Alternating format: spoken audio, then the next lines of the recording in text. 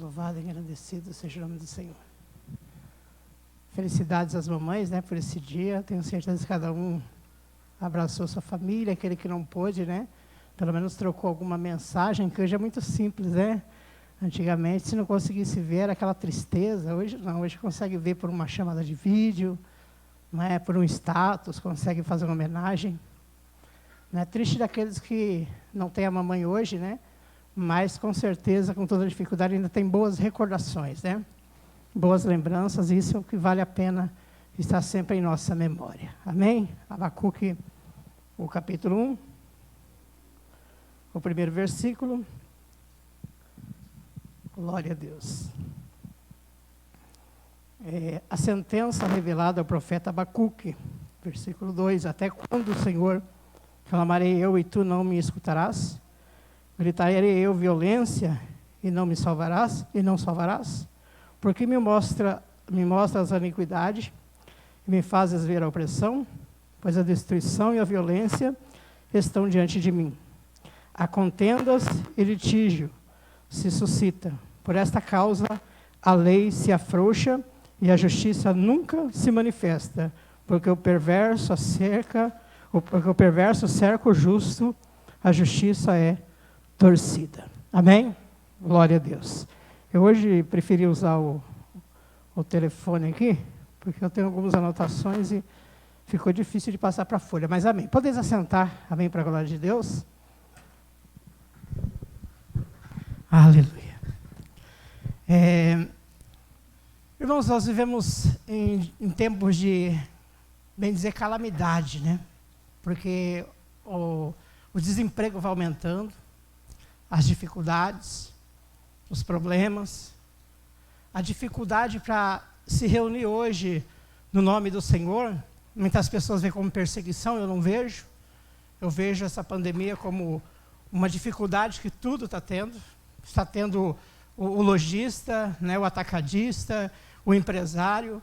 Só um ramo que continua contratando e tendo sua bem-aventurança ainda é o ramo da construção civil, mas outras muitas têm sofrido e sofrido muito, não é? Com essa condição em que estamos enfrentando. Condição colocada não pelo governo, não, mas por uma pandemia, algo que ocorreu já há um ano agora, né, em fevereiro fez um ano, e que vai seguindo já por mais alguns meses, e diremos já que até o fim do ano não se tem, né, um relatório para dizer é positivo agora e tem melhoras. A dificuldade é ainda maior. Por que eu estou dizendo isso? Porque esse homem chamado Abacuque, que significa abraço, né, ou abraçar, ele viveu em situação um pouco diferente da que estamos vivendo hoje, porque nós vemos uma condição de pandemia. Ele viu uma condição de enfrentamento, que o povo de Judá, que era um povo justo por Deus, não é um reino de Judá com Benjamim, que foi escolhido, separado, como um reino abençoado por Deus, provido das bênçãos do Senhor, mas as visões que ele tem é apavoradora. Ele tem uma visão, e as revelações de Deus vindo a ele, e as profecias que ele fala, é numa condição que ele está amedrontado, desesperado, não é? E sem saber o que dizer.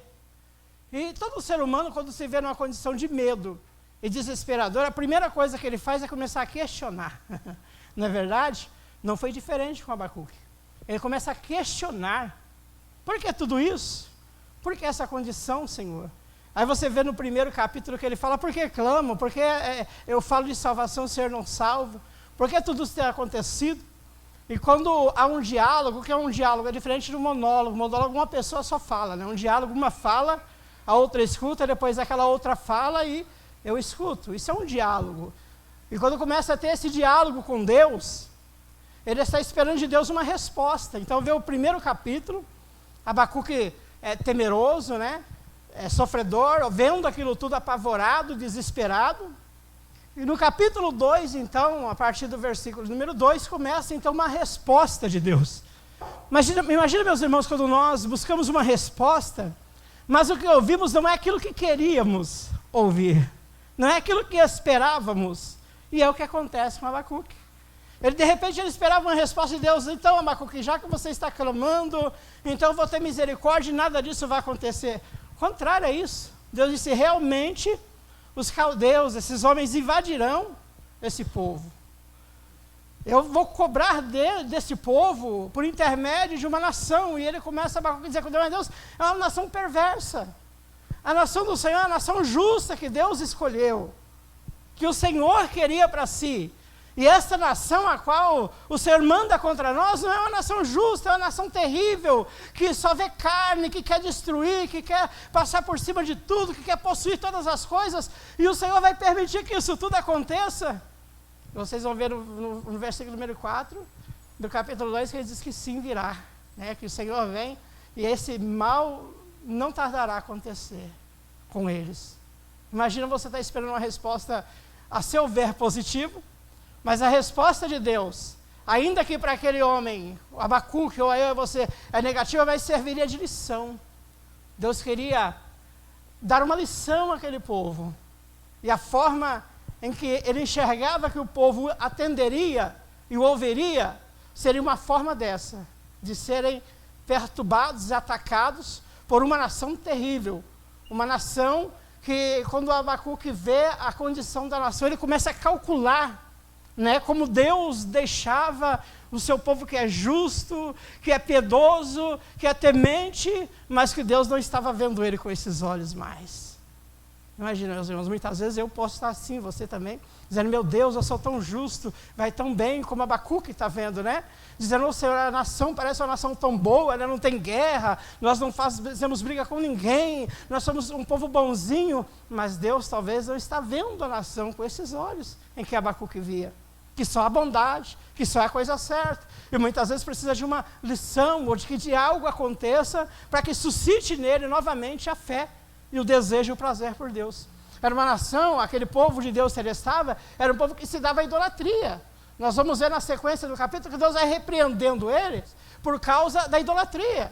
Falando ainda dos deuses de cobre, das formas de Deus em que eles adoravam, mas aquelas imagens ainda que de ouro, mas que não havia espírito nela. Não havia algo que correspondesse àquilo que eles buscavam, e de forma alguma nunca houve lá, e nem tampouco hoje. Nós não vamos encontrar um Espírito verdadeiro que nos responde, que cuida, que zela pelo ser humano, que nem o Espírito de Deus, jamais. Não há outro lugar. Para onde irei eu? Tu tens a palavra da vida eterna. Não há outro lugar, não há outro Deus, não há outro Senhor, senão esse Deus que me chamou, que te chamou, e que tem cuidado, e que tem sarado a muitos, e que outros têm ido, porque o Senhor quis tê-lo para si. É assim que enxergamos aqueles que serviam a Deus, e que o Senhor o levou. Por muitos comentários, hoje ainda escutamos a ignorância de algumas pessoas dizer assim, não, eu sou justo, Deus me ama, e Ele preserva, esse negócio de pandemia, de dor, de dificuldade é para outros, mas a mim Deus tem preservado. Quantos Deus preservava? Mas quis ter para si, mas os levou. Então a visão em que Abacuque tem é de uma nação aqui, Senhor, a nação de Judá, né?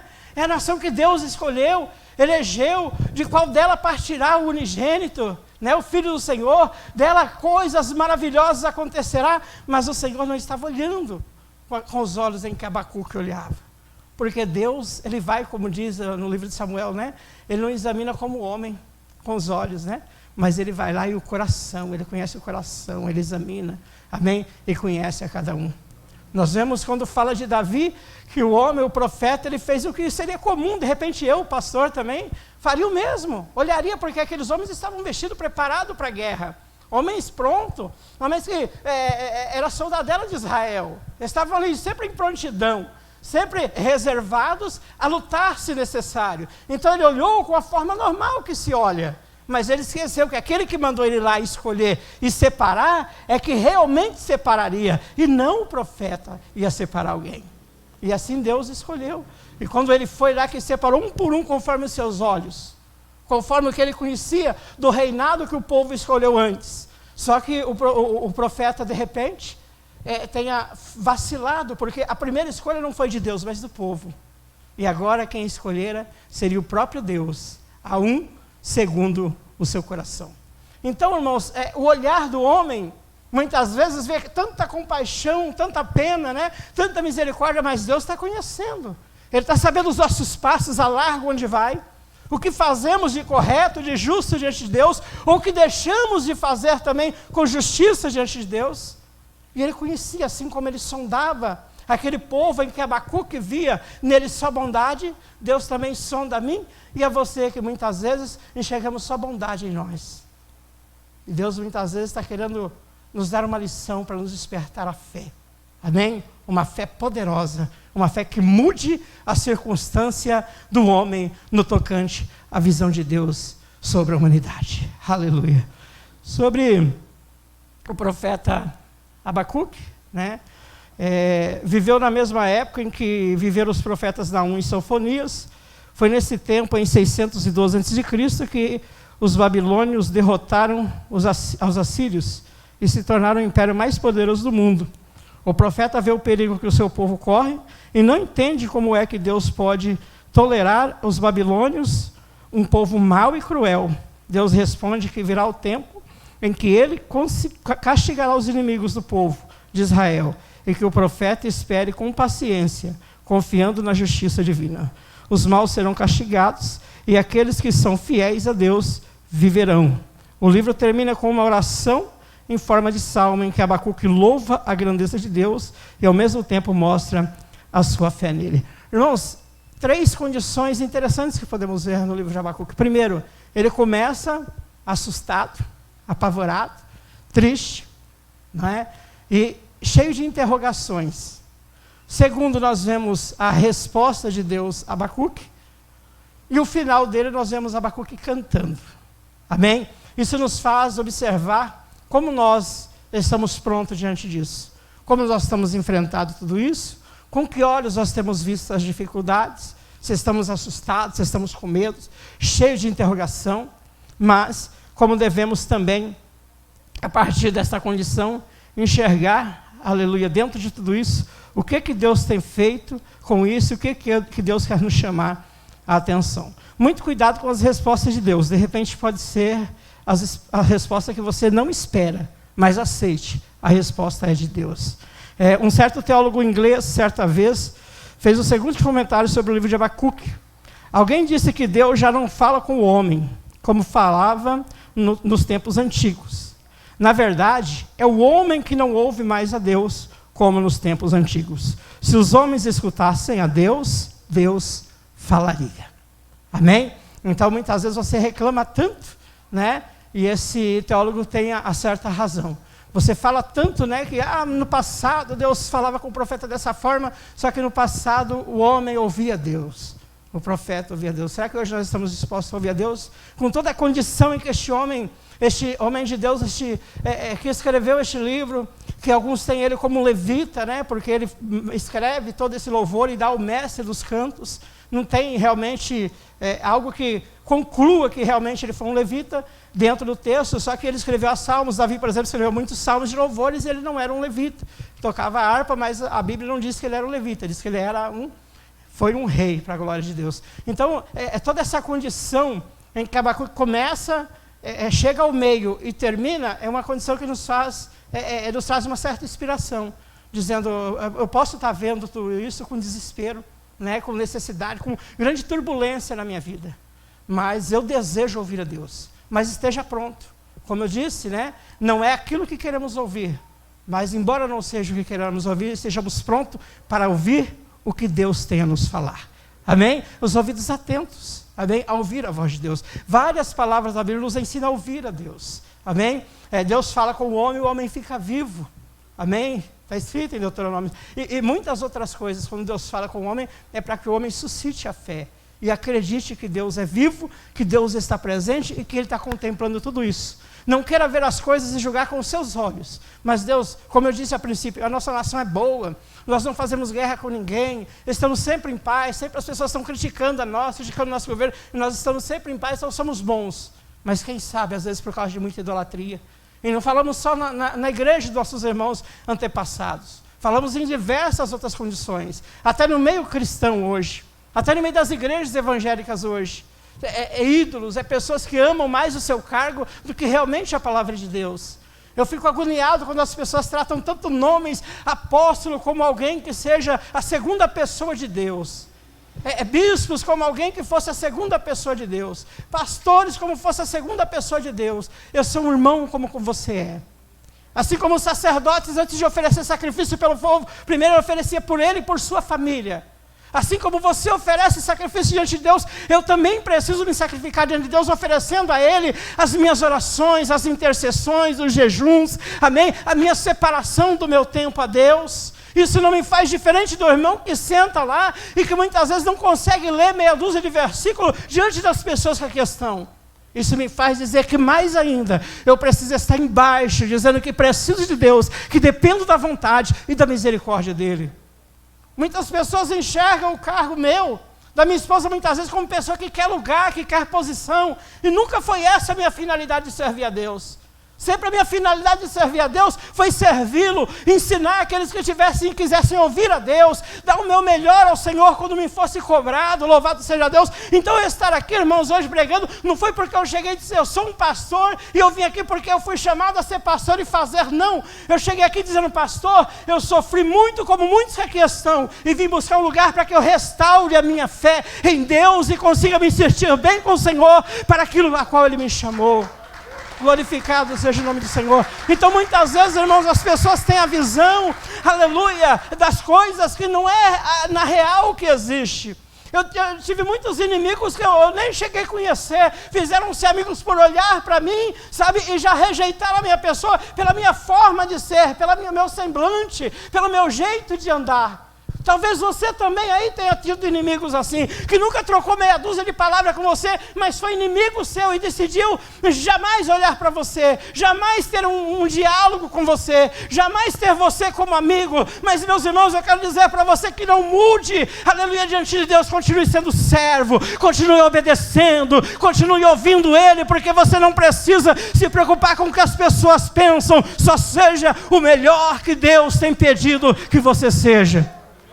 Seja um Abacuque nos dias de hoje, como era no meio da nação. Não se conta nada de ninguém olhando para Abacuque, só conta de Abacuque olhando as pessoas, independente do que faziam, dos erros, mas olhando com carinho, com amor, e Deus dizendo por intermédio de você, eu tenho um tratamento com essa nação, eu tenho um tratamento com esse povo, e olha tudo isso que você está passando, aleluia, realmente vai ser necessário passar, mas depois esses inimigos, aleluia, serão também castigados por mim, porque eu sou Senhor desse povo, e eu sou Deus, aleluia, que estou também contigo. Então, irmãos, não muda nada, aleluia, quando colocamos no tocante a ser servos de Deus. O que muda é o tempo, mas o Deus em que servimos é o mesmo. Deus me chamou, meus irmãos, te chamou com zelo, com amor. Quando fala Deus chamou, irmão, não fala no ministério, é presbítero, é pastor. Quando fala Deus chamou, fala no cuidado, no dia que Deus te escolheu. No dia que Deus disse que você seria servo dele, seria filho dele, seria homens e mulheres que falaria do nome dele, que exaltaria o nome dele. Não está longe. A Bíblia conta de alguém que teve um simples gesto de um dia, derramar o óleo de alabastro. Decidiu então enxugar com seus cabelos.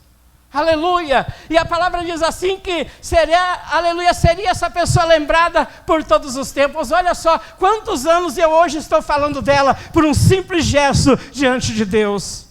Ela não se preocupava que as pessoas a enxergavam como pecadora, ela estava preocupada naquele dia em fazer algo diferente para Jesus. Eu tenho certeza, meu irmão, que o que te trouxe aqui hoje não foi a fama, o que te trouxe aqui foi o desejo de fazer algo diferente para Jesus, e Jesus recebe aquilo que o seu coração quer oferecer. Aleluia. Oferece o seu melhor, adore-o, continue sendo quem você é diante de Deus, prostrando-se diante dele. Dentro do meu lar mesmo, quando eu terminar de me arrumar hoje, para estar aqui, eu comecei a olhar para dentro de mim, e comecei a ver o quanto eu devo ao Senhor, e o quanto melhor eu podia ter feito, aleluia, em todo o decorrer da minha vida, e pedir a Ele a oportunidade de continuar sendo quem eu sou, mas de uma forma melhor, e fazer mais e melhor a Ele, o quanto eu tenho feito. Talvez você precise fazer esse propósito com Deus hoje, de fazer algo melhor do que tem feito. Aleluia. Talvez as pessoas digam, você realmente é um servo, se realmente Deus tem usado você, realmente você tem buscado a Deus, e é isso que você quer de você, mas não parei, diga, Senhor, eu preciso ser melhor, eu preciso fazer mais, eu preciso dar mais de mim. Aleluia. Quem sabe Deus está com simplicidade hoje me usando aqui para dizer para você que você tem algo melhor do que isso que você tem feito para Ele. Você tem algo melhor.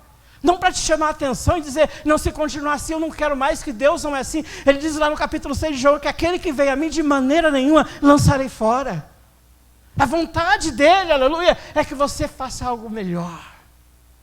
Deus tem um amor que quanto mais você dá, mais Ele quer. Por quê? Porque Ele quer você próximo dEle. O começo de toda a conversão é o começo de querer aprender, de querer ouvir. Quando ouve alguém falando glória a Deus, você quer saber por que aquela pessoa falou glória a Deus. Quando você ouve alguém falar em alguma língua, você quer saber por que falou aquilo. Quando você vê alguém, todos os cultos ali para você quer saber o que está deixando aquela pessoa entusiasmada de estar sempre ali. A nossa fé não pode mudar. Devemos estar sempre preocupados, aleluia, eu querendo aprender mais, e saber por que as pessoas que se apegam a Deus se apegam ainda mais. Por que as pessoas que estão na leitura de manhã estão também no culto à noite?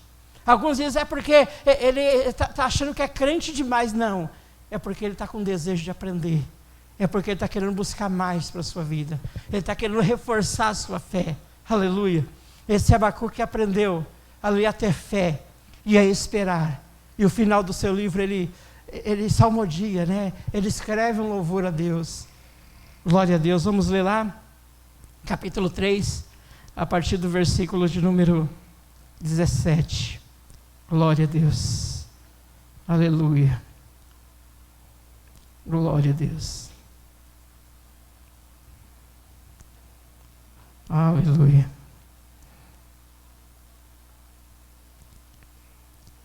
Aleluia. A partir do versículo 17. Ainda que a figueira não floresça, nem haja fruto na vide, o produto da oliveira minta, e os campos não produzam mantimentos, as ovelhas sejam arrebatadas do aprisco, e nos currais não haja gado, todavia eu me alegro no Senhor, exulto no Deus da minha salvação. O Senhor Deus é a minha fortaleza, e faz os meus pés como os da corça, e me faz andar alteramente ao mestre do canto para instrumento de cordas. Encerro cantando. Amém? O peso significa a sentença, ou a sentença, o peso, vice-versa. O peso em que ele via o que vinha de Deus, o juízo que vinha sobre a nação, o fez se sentir desesperado. Você pensa que o pastor não fica desesperado quando vê que as pessoas estão com dificuldades, estão tendo problemas, estão desempregados, tem alguém enfermo? Não sabe quantas madrugadas eu passei chorando, sabe? Por misericórdia das pessoas enfermas, sem saber como agir, como fazê-lo. Ah, mas por que fez e hoje não faz mais? Porque, como diz o ditado, que é real. Pastor que não cuida de um rebanho, ele não é pastor, porque pastor tem que ter rebanho. Né? E eu já cuidei de gado também, tanto de rebanho como de gado quando era criança. Muito de eu sei como é. Você quer que ele deixe de ser um peão para cuidar de gado, tira dele o gado, ele vai ter que ter outra profissão, ele vai ter que fazer outra coisa. Amém? Hoje eu faço palestra, eu prego num culto ou em outro, mas pastor de carro, na verdade, é aquele que tem um rebanho, para que ele cuide, para que ele apacente, para que ele chore por ele, para que ele busque por ele, para que ele visite, cuide dele. Então, essa é a função. Então, quando você cuida de gado, mesmo que é pastor, não digo de ovelha, que de ovelha eu nunca cuidei, tem alguma noção, mas de gado, você tem toda a obrigação e responsabilidade sobre ele. Você tem que conhecer o lugar onde você vai levar ele para beber água. Você tem que conhecer o lugar onde você vai levar ele para pastar. Você tem que, quando uma vaca dá cria, que ela não tem horário, é que nem mulher.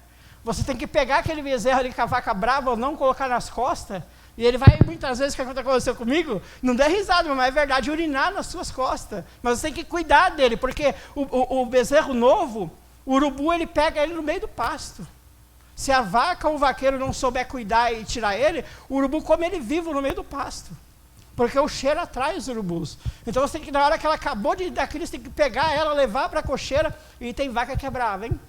E a única forma dela não te pegar, eu não sei se você vai passar por isso, mas de repente já viu alguém passar, é você colocar nas costas e ir rodando e acompanhando para poder conseguir fazer ela acompanhar você. porque você com o bezerro e rodeando, ela vai proteger. Então ela nem vai pegar você para não correr risco, dano ao bezerro, e você também não vai ser machucado. Então tem que pegar, mas com todo cuidado. Então eu sei todo o trabalho de um vaqueiro, que eu cuidei disso na adolescência. Inclusive eu conheci minha esposa quando eu fazia isso. Né? Eu era vaqueiro, um vaqueiro apaixonado por uma linda mulher, e Deus deu força, deu vitória. Então, irmãos, coisas maravilhosas Deus nos ensina no livro de Abacuque. Amém? Falando de tudo isso, nos faz entender que somos humanos, passamos por várias coisas na nossa vida, mas chega um momento que somos separados, cada coisa no seu tempo. Hoje eu consigo enxergar as coisas de uma forma diferente. Talvez no passado eu não teria essa mesma visão que hoje. Como eu sempre falo, que eu fui tão religioso que se meus filhos penteassem um cabelo arrepiado, eles já iam para o inferno, e eu tinha que cuidar e brigar com eles para que eles não fizessem isso. Então tudo na vida das pessoas mudam. Por quê? Porque a sua visão no tocante à palavra de Deus vai te mudando, vai fazendo você enxergar que o que Deus quer de você não é o sacrifício que as pessoas te cobram, é o sacrifício que Deus precisa. Amém? Um coração puro. Amém? Esse Deus não desprezará. Amém? Um coração guardado pelo Senhor, aplicado no poder da sua palavra. Esse homem passou situações que eu e você não conseguimos imaginar. Amém? Falamos de tudo que está escrito, mas não conseguimos imaginar como foi. Só sabemos a época, aproximadamente. Sabemos como era tudo isso, porque a Bíblia nos conta. É contemporânea e próximo de Jeremias também. Mas não conseguimos jamais viver o que esse homem viveu. É capaz que eu deitasse e tivesse um infarto no meio da noite, se eu visse a terra se derretendo, tudo se desmanchando como ele viu. Tudo aquilo acontecendo. Mas ele soube ouvir a Deus, ainda que a resposta não agradara, mas era a resposta de Deus. E ele estava pronto para a resposta de Deus, a ponto de depois cantar: e ainda que haja tudo isso, todavia eu me alegrarei no Senhor e na força do seu poder. Ficamos de pés, eu quero fazer oração por você, para que eu possa encerrar, para a glória de Deus, a minha participação. Muito obrigado a todos vocês, Deus os abençoe. Feche os teus olhos.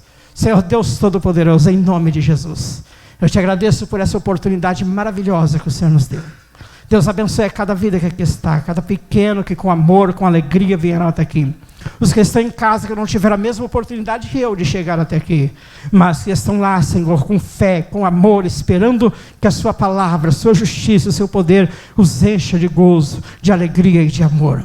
Os abençoe a cada um, os faça entender, compreender cada situação, Senhor, ainda que eles estejam, como eu estive muitas vezes na minha vida, cheio de perguntas, cheio de interrogações na sua vida, mas o Senhor, Ele os faça entender, aprender, aleluia, ouvir a sua voz, e eles possam encerrar, Senhor, alegremente, como Abacuque: todavia eu me alegrarei no Senhor da minha salvação. Obrigado, Jesus. Eu os abençoo para a glória do teu santo nome. Amém.